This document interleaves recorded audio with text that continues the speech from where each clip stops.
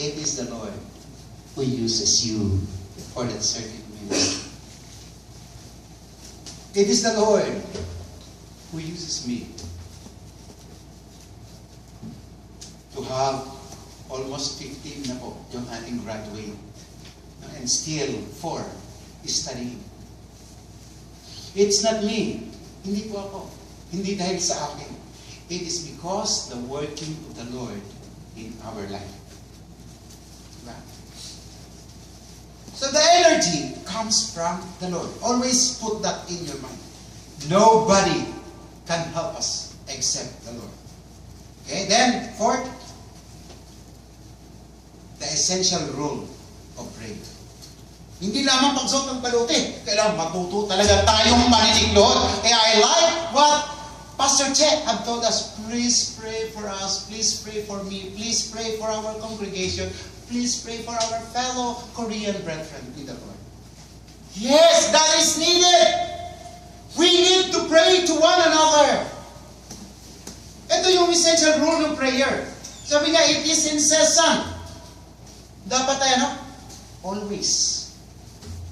1 Thessalonians chapter 5, verse 17. Pray without ceasing. Kaya ang panalangin po natin ay hindi lamang ngayon or mamaya dahil may kailangan ka.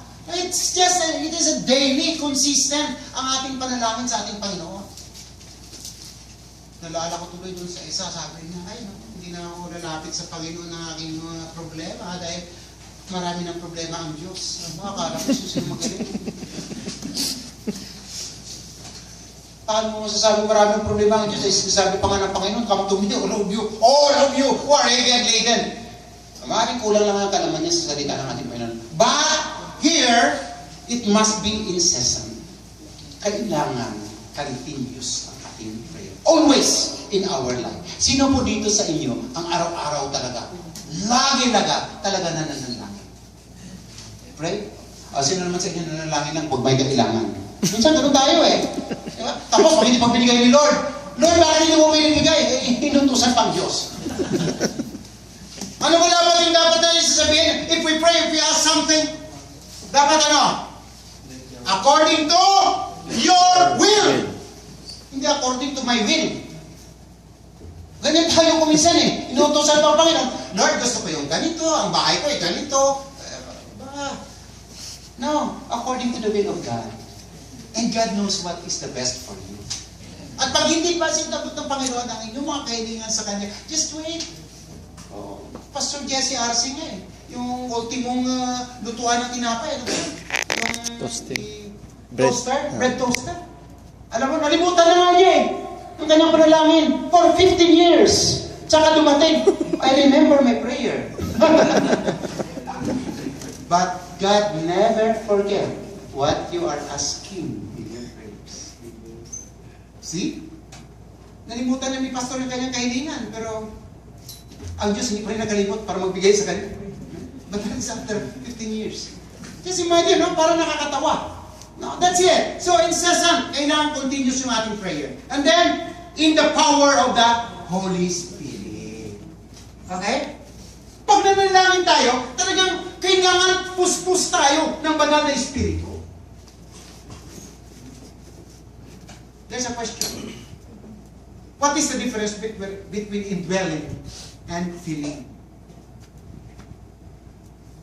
Ang indwelling, ito ay tinanggap na natin. We already accepted Christ. When we accepted Christ as our Lord and Savior, automatically, we are indwelled by the Holy Spirit.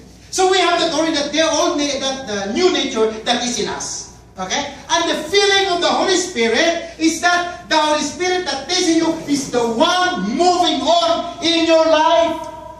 Kaya, pag ikaw ay puspos ng banal na Espiritu, ang lahat ng ginagawa natin sa buhay natin ay talagang nakapagbigay ng kaluwalhatian sa ating Panginoon.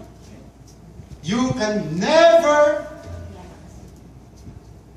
pumiksi if you are living according to the will of God.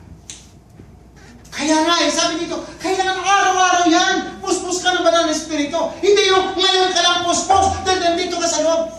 It's not because you are inside here. Kailangan inside must be filled with the Holy Spirit. And then outside, filled with your own spirit. Brethren, Christian life is not a joke. Christian life, and God is sincere to all of